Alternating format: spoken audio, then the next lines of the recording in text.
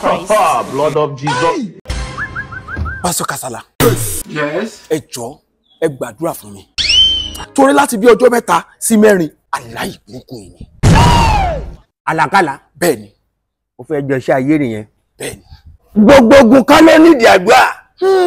Ilé mi rẹ́ǹtì lẹ́ ń gbé ní àbẹ́ ilé níbẹ̀. Àwọn ilé mi rẹ́ǹtì ni mo ti ń sùn dáadáa. Ẹlẹ́yẹ ti dojú ogun kan bẹ̀ nìyẹn. Ẹ mọ tẹ́ ẹ ṣe fún mi. Ẹ promise mi pé ẹ ṣe. Dandan máa ṣe lágbára Ọlọ́run. Ẹ ṣe. Lágbára Ọlọ́run. Máa ṣe. Ẹ ṣe. Máa ṣe. Ẹ lọ gba apartment sí rọ́ọ̀dù. Ẹ lọ sí Ìkòyí, ẹ lọ gba apartment síbẹ̀. Tí ẹ bá padà ní Àlàkálà, ẹ sọ pé Ọlọ́run ò pè mí. Road apartment. Ní Ìkòyí, ní Banana Island. Wọ́n máa ń rí Island. advert wọn ní Ìkòyí ní Banana Island. Pé kò jìnnà sọ́dọ̀ P-Square, kò jìnnà sọ́dọ̀ Davido. Ibẹ̀ Pé gángan ibẹ̀ ni Wizkid ń gbé. Estate àwọn ọ̀dọ́ lókì. Ibẹ̀ ni. Èmi náà fẹ́ gbàbẹ̀ torí wọ́n sọ fún pé tó gbàbẹ̀. Wọ́n ti níyì. Ẹ mọ tó ṣẹlẹ̀. Ẹni tó gbabẹ̀ lánàá. Ó ti wà ní Ṣáínà báyìí, ó lọ kọjá wà ló fẹ́ máa ta mọ́tò. Kò sẹ́ni tó gbabẹ̀ tí ò kì í ṣoríire. Pastor Kasala, ohun tẹ́ fi dá mi lójú pé ẹ jọ̀ọ́ torí Ọlọ́run ẹ jẹ́ kó yé mi sọ fún kí n bá gba apartment road, apartment rẹ̀ ní Balaland, ní Ìkòyí, ní ẹ̀kọ́ tí ń pè Oníkòyí estate. Bẹ́ẹ̀ni. Mara Lamborghini. In fact, ẹ tún máa kọ́ mọ́ IJB. Yé! Ẹ̀kọ́ mọ́. Pàtúkọ́. Gbogbo ogun kan ló ní ìdàdúrà. Ẹ máa bọ̀. Ẹ jẹ́ kí n mú yín lọ bẹ̀. Ẹ jẹ́ kí n lọ. Ẹ máa bọ̀. Ẹ máa bọ̀, ẹ má ti lọ. Farabalẹ̀ máa gbà caution fee tèmi. Tí wọ́n gbà caution fee. Tí 100,000 tèmi náà 100,000. But road, mo máa ń gbọ́sọ̀ fún road nowó. Tèmi ni mo ṣe bẹ́ẹ̀ mo fẹ́ ṣẹ́gun fún yín ṣe mi ìgbàdúrà fún yín mọ́ gbogbo ogun kan ló ní ìdàdúrà náà. Ibi àdúrà lẹ bá mo lè fẹ́ fún yín solution. Máa fún yín. Ẹ bóyá kẹ́ ẹ lọ ṣẹ́gun yín fún yín. Ẹ má Pastor Kasala máa fún yín. Ẹni tó síbẹ̀ ń gbà yẹn. Transfer lẹ fẹ́ ṣe àbí cash. Ẹ̀yin náà ẹ máa bọ̀ kẹ́ wá wò. Ẹ wọlé kan lẹ̀. Pastor Kasala. Ó bá wí bẹ́ẹ̀ ò ṣe bẹ́ẹ̀. Ibi wọn pè ní road apartment rẹ̀.